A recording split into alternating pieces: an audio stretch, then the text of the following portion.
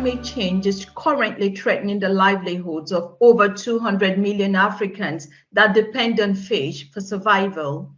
200 million is significant because it's about a fifth of the total population of Africa. How does this happen? The African continent is naturally warm, but climate change makes it even warmer, including its waters.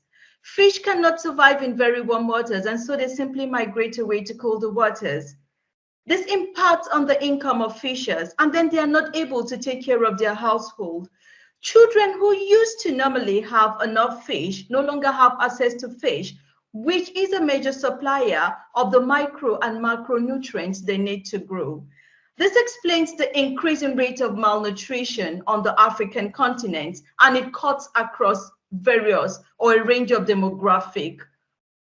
Old, young, women, the pregnant, they don't have access to enough nutrients that they need. But there is hope. My project brings hope. My project, which seeks to integrate aquaculture and marine capture fisheries, will provide options to fishers to either grow fish on land or in the open sea, or even on land, or combine fishing on land and the open sea. With these fishers, we would have the option of selecting fish species that can be resilient to very warm temperatures, or fish species that are nutrient-packed. To do this, I'd have to go through 3 stages. The first is global input. This entails detailed literature search, and then practically reaching out to researchers, communities, fishermen, fish farmers across the world. And I'm able to reach out to fishermen and fish farmers across the world using online tools like Google Form. I seek to understand what sort of species are resilient to very high temperature.